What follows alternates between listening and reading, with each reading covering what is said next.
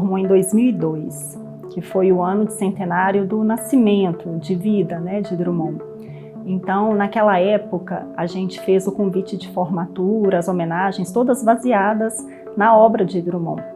Acredito que naquela época eu não tinha noção da dimensão da obra, quão importante ela é. Celebrar o centenário de formatura de Drummond em farmácia é muito representativo para nós.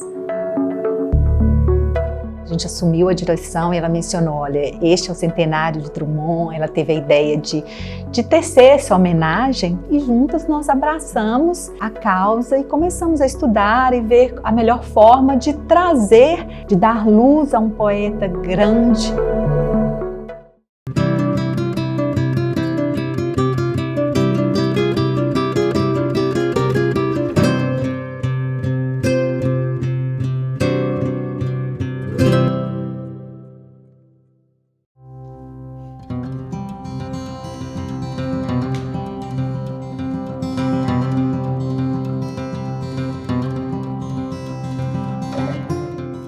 Eu ter escolhido farmácia, eu tenho essa informação somente porque eu tive a oportunidade de visitá-lo em sua residência no Rio de Janeiro. Ele escolheu a farmácia dizendo que a farmácia era um ponto de reunião da intelectualidade.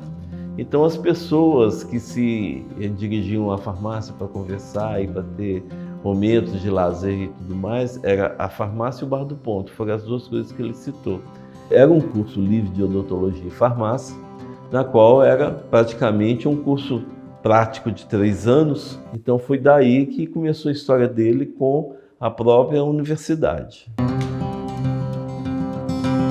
O Drummond ele se formou em 1925 na Escola Livre de Odontologia e Farmácia. Esse curso, embora ele tenha sido criado em 29 de agosto de 1911, ele efetivamente só começou a funcionar, os alunos só começaram a ser formados em 1916. Mas, na Faculdade de Medicina, que foi criada também em 1911, em 5 de março, também foi criado um curso de farmácia. Então, nós tínhamos 2 cursos de farmácia em Belo Horizonte no início do século passado.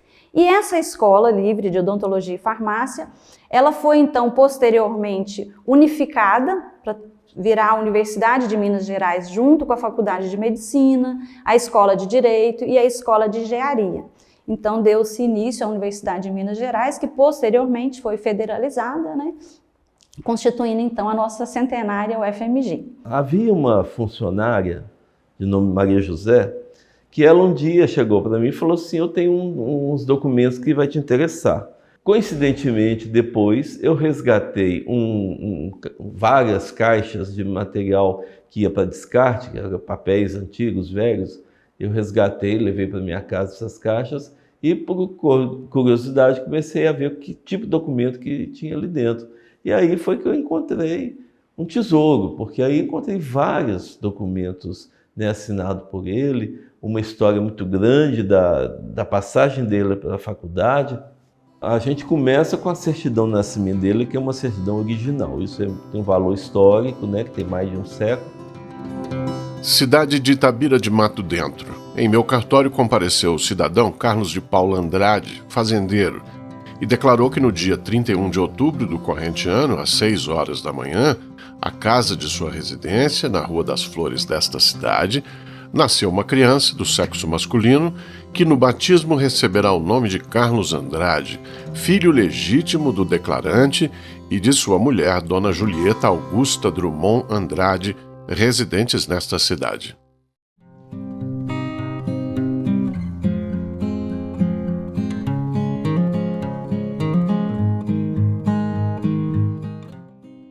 Ele nasceu no início, né, do século XX, de uma família de fazendeiros.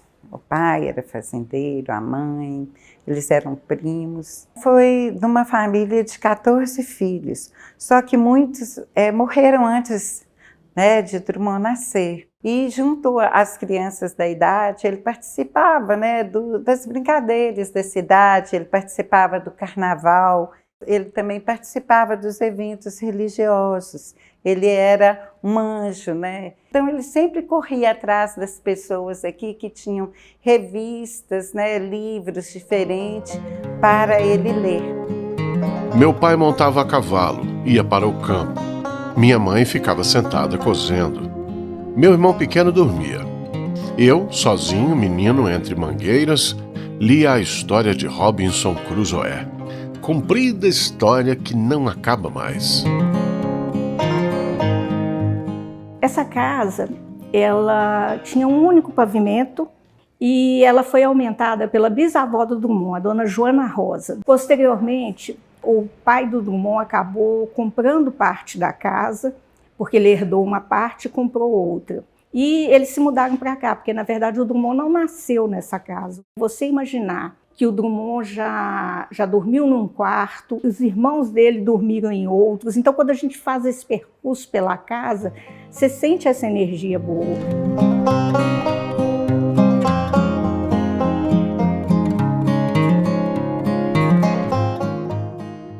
Se a gente pensar esse menino Carlos aí que viveu em Itabira e tinha em Itabira o Pico do Cauê, né, que é um grande símbolo na cidade.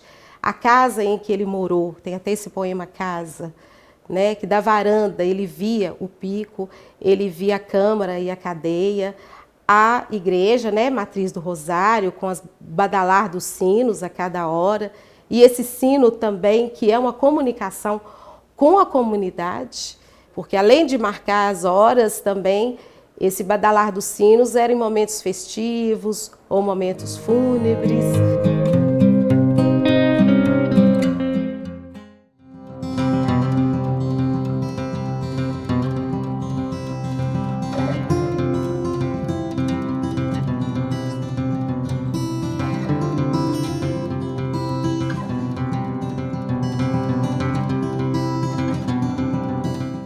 Ele vem para cá jovem para estudar no Colégio Arnaldo, que é um colégio importante das elites mineiras, né, dos filhos dos grandes proprietários. E no colégio faz grandes amizades, eu poderia dizer que são amigos da vida inteira, dos quais eu destacaria a figura do Gustavo Capanema, com quem ele vai trabalhar durante décadas, né, que vai ser um importante ministro na era Vargas. Uma liberdade total, experimentando a sua própria individualidade também, já que é a primeira vez que ele está por conta própria no mundo, digamos assim, né? Ele está solto. Bom, volta para casa com uma doença.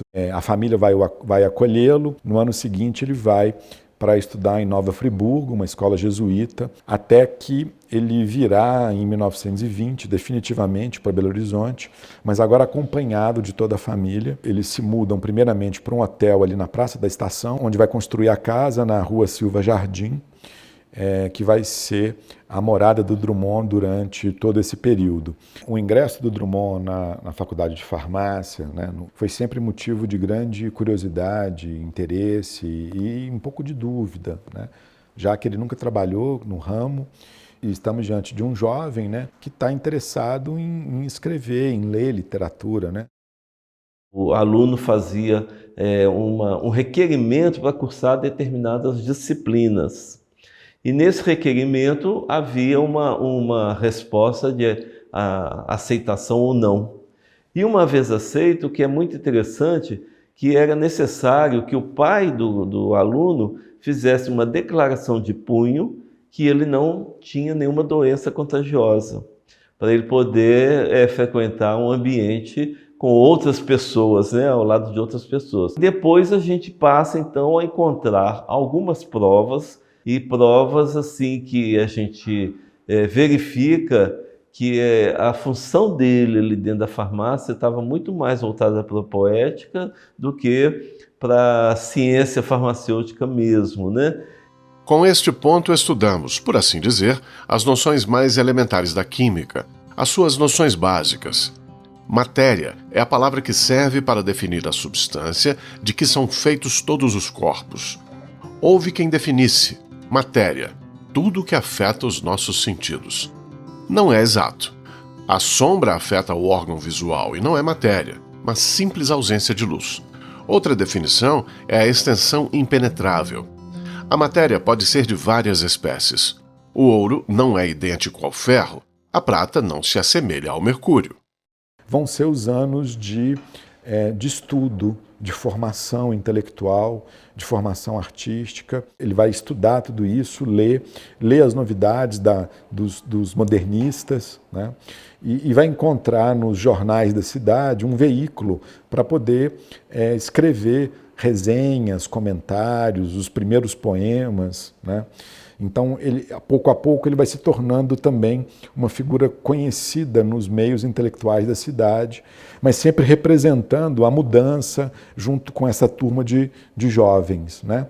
É o famoso grupo do Café Estrela, e ali você tem um companheirismo literário, né? O Pedro Nava, que é estudante de medicina naquela altura, a figura do Abigar Renault também vai acompanhar durante todo esse período.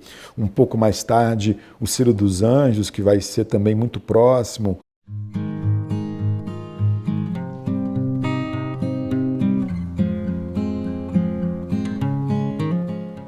Quem estuda, né, a cronologia da vida e obra de Drummond vai perceber que 1925 foi um ano muito significativo na vida de Drummond, né? Foi o ano em que ele se casou com a Dona Dolores, foi o ano em que ele concluiu o curso de farmácia em Belo Horizonte e foi o ano também em que ele fundou, junto aos outros escritores jovens, né, modernistas mineiros, a revista, que foi um periódico, né, com apenas 3 números, mas que foi de um significado muito grande para divulgar, né, o que se pretendia naquele momento, essa onda modernista que veio de São Paulo, do Rio, e esses jovens mineiros também estavam se apropriando.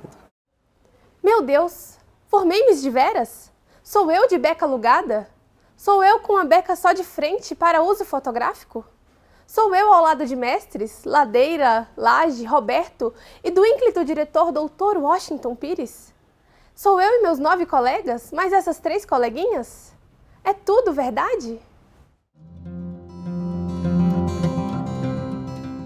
O discurso formatório é interessante porque ele foi laçado para ser o orador, ele não queria. No discurso dele tem outro fato interessante, que ele diz que ele se sentia um homem da ciência e não das letras. E digo sem humilhação, porque na carreira que abracei, esta senhora nada tem a ver. Considero a eloquência um simples substantivo entre os milhares deles, masculinos ou femininos, que enxameiam um dicionário, sem nenhuma significação particular para mim, que me proponho ser um homem de laboratório e não um homem de tribuna. Isso no discurso de formatura. E ele provou no dia seguinte que não era verdade. Tanto é que um dos maiores amigos dele, que é chamado de Amorim, que tem várias cartas, documentos que ele dirigiu ao Amorim, esse seguiu a carreira de farmacêutico no interior, foi proprietário de farmácia por mais de 50 anos com a esposa, e ele legou ao Amorim seguir aquela vida que ele escolheu e não seguiu. Em Belo Horizonte, o Drummond publica 2 livros. O primeiro deles, 1930, são mais de 200 poemas que ele publica de 1920 até 1930, para escolher 54, se não me engano, que vão ficar no primeiro livro, que se chama Alguma Poesia. A gente pode dizer que esse primeiro livro é uma coletânea de uma década de trabalho e de formação intelectual e artística. E o livro é uma verdadeira revolução, é um modernismo já numa outra etapa, e ali a gente vai ter uma diversidade, uma pluralidade do sujeito. O primeiro poema do primeiro livro anuncia, né, um sujeito com muitas faces, e a primeira delas anunciada por um anjo torto. Quando nasci, um anjo torto, desses que vivem na sombra, disse: vai, Carlos, cegou-te na vida. As casas espiam os homens que correm atrás de mulheres. A tarde talvez fosse azul, não houvesse tantos desejos. O bonde passa cheio de pernas, pernas brancas, pretas, amarelas. Pra que tanta perna, meu Deus? Pergunta meu coração. Porém meus olhos não perguntam nada. O homem atrás dos óculos é sério, simples e forte. Quase não conversa, tem poucos raros amigos. Os homens atrás dos óculos e do bigode. Meu Deus, por que me abandonastes? Se sabias que eu não era Deus, se sabias que eu era fraco. Mundo, mundo, vasto mundo. Se eu me chamasse Raimundo, seria uma rima, não seria uma solução. Mundo, mundo, vasto mundo, mais vasto é meu coração. Eu não devia te dizer, mas essa lua, mas esse conhaque, botam a gente comovido como o diabo.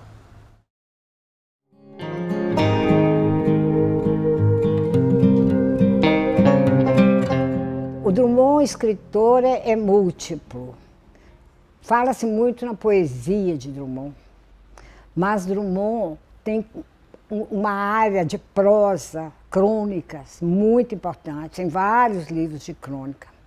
Então, como escritor, de modo geral, Drummond é aquele sujeito meio de esguelha, como ele mesmo diz no poema de Sete Faces, né? O Gauche, é um poeta crítico, um olhar afinado e uma sensação humana que ele consegue transmitir para as coisas e para os fatos que ele trata como objeto de poesia ou de prosa.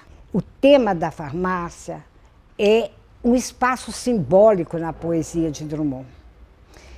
Embora ele não tenha exercido a profissão, como ele diz claramente, por completa falta de vocação e gosto pela área, assim como também ele abandonou a fazenda, também por extrema falta de vocação, ele veio ser fazendeiro do ar.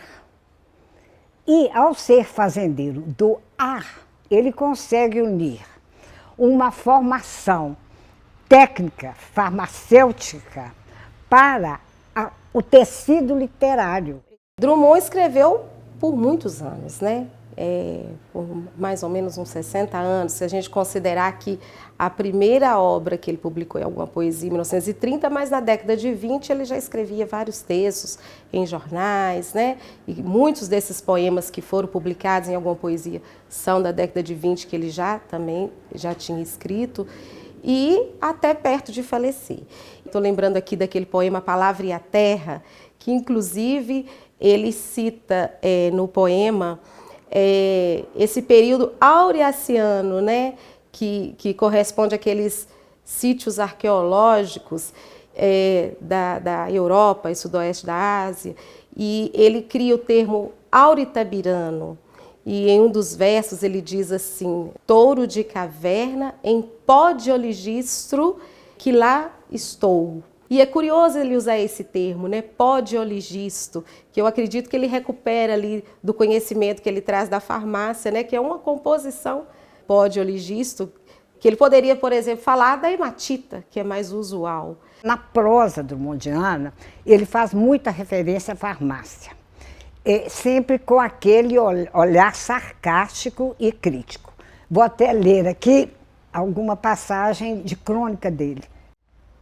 Ele diz assim: depois de fazer uma crítica à circulação de medicamentos sem finalidade, comercializados por laboratórios, depois de ele dizer que os consumidores de remédios estão mais escravizados aos próprios remédios do que às enfermidades, depois de ele dizer que existe um apelo comercial nas drogarias que desenvolve um desejo de consumir, de comer, como ele diz, de beber aqueles produtos como se fossem elementos de uma confeitaria, né? Ele diz: a parte reservada aos produtos de beleza dá vontade de beber ou comer aquelas coisas lindas.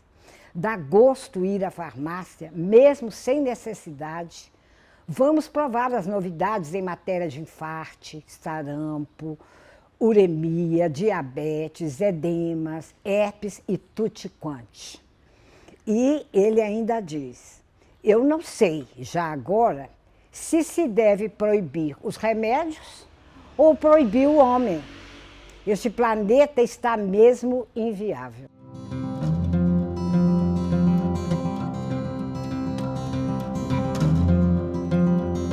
Um embora Drummond nunca tenha exercido a farmácia, ele traz isso para sua obra logo no primeiro livro, né? Porque quando ele menciona um céu de azul de metileno, eu uso até hoje azul de metileno quando eu dou aula prática para os alunos.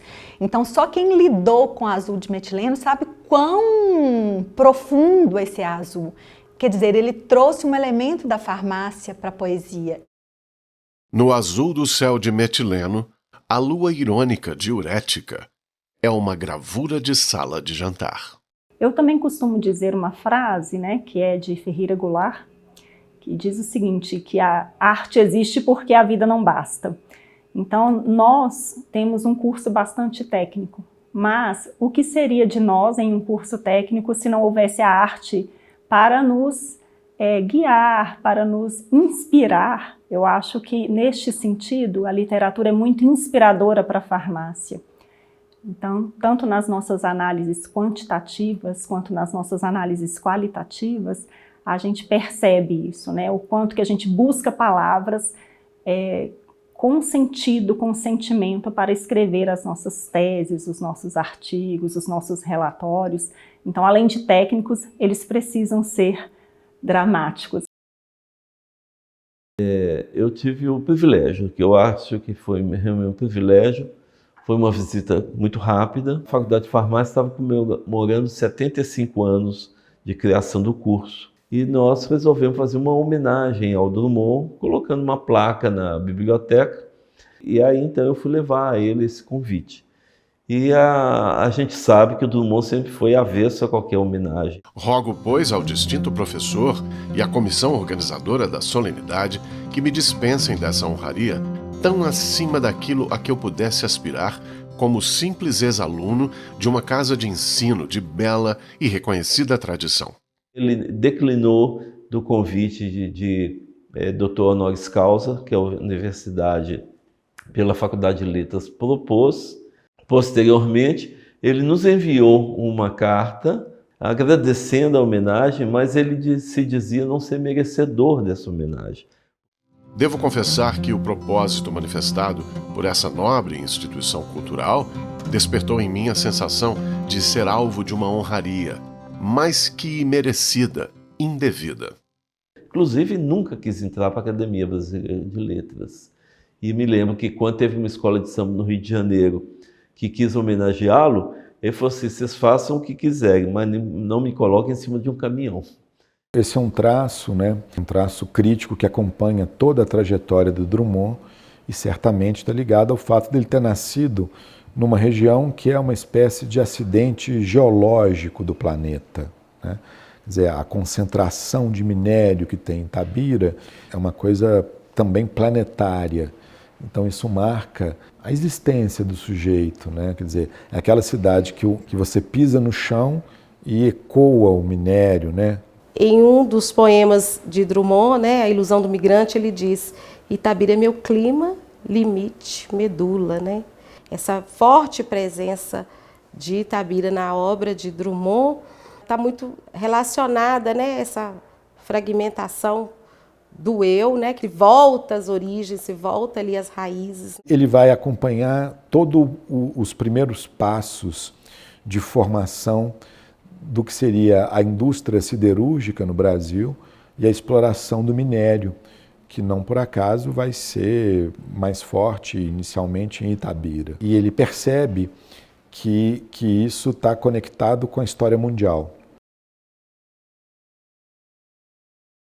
Em 79, nós criamos o jornal Cometa Itabirano.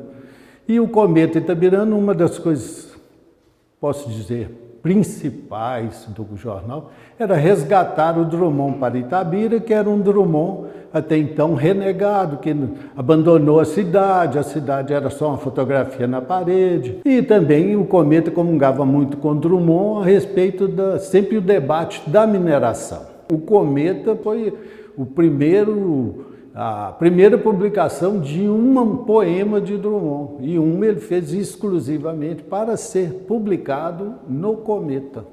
O maior trem do mundo leva minha terra para a Alemanha, leva minha terra para o Canadá, leva minha terra para o Japão. O maior trem do mundo, puxado por 5 locomotivas a óleo diesel, engatadas, geminadas, desembestadas, leva meu tempo, minha infância, minha vida.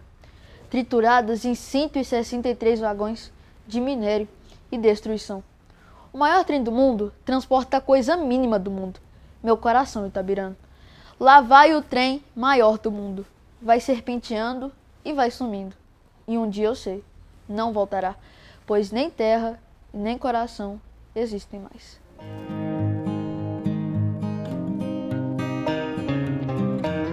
A cidade, ela respira Carlos Drummond de Andrade. Então, desde nova, a gente já tinha esse contato com as poesias do Drummond, sabendo da história dele e do que ele representou também, e representava na época para o Brasil e para o mundo. Nisso, a gente também teve na nossa casa a nossa mãe, né, Sandra? Mamãe é uma poetisa, também farmacêutica. Eu me sinto muito orgulhosa de ser itabirana, de ter Drummond ter nascido aqui em Itabira e também ele ter sido exerceu a profissão como farmacêutico, mas ele foi formado no UFMG, né? E eu sou formada em farmácia no UFMG, a minha irmã é. A minha mãe também referência ao UFMG, então tem uma ligação muito forte nisso tudo.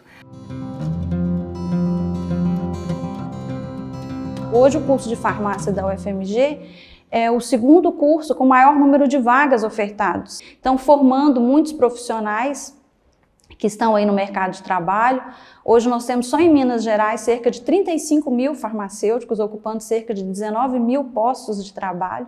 Então, uma profissão que tem um impacto social importante e é importante a gente preservar essa história, é importante a gente preservar esse papel social do farmacêutico, né? Entender como que nós evoluímos para chegarmos nos dias atuais atuando em tantas frentes, né? Atuando em tantas especialidades, em tantas áreas. Eu acho que o farmacêutico ele tem na sua veia um certo dom da escrita, porque nós entendemos que o conhecimento desse profissional ele precisa ser transmitido. E uma das coisas que nós precisamos mais para o farmacêutico é que ele tenha a sensibilidade e atitude para transferir aquilo que ele, né, adquiriu, e principalmente ser um profissional mais sociável, porque ele é um acolhedor.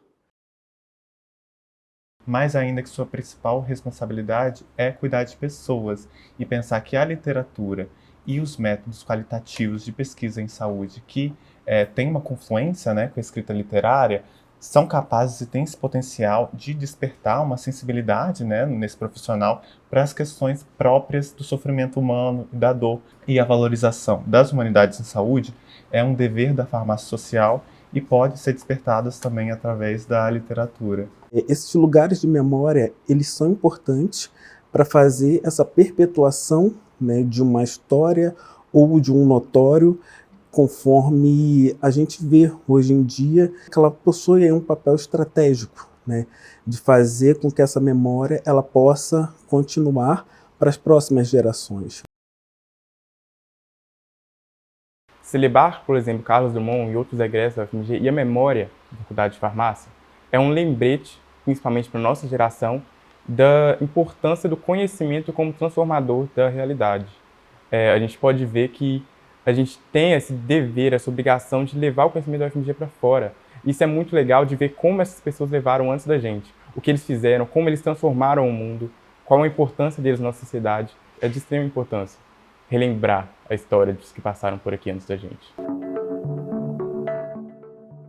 Drummond se formou em farmácia e ele não exerceu a farmácia, mas em muitas de suas obras, e a sua obra é vastíssima, ele traz elementos da farmácia. Fala, por exemplo, né, que da mesma maneira que os remédios tratam a dor física, as palavras, a poesia, são capazes de tratar a dor emocional, a dor espiritual, né?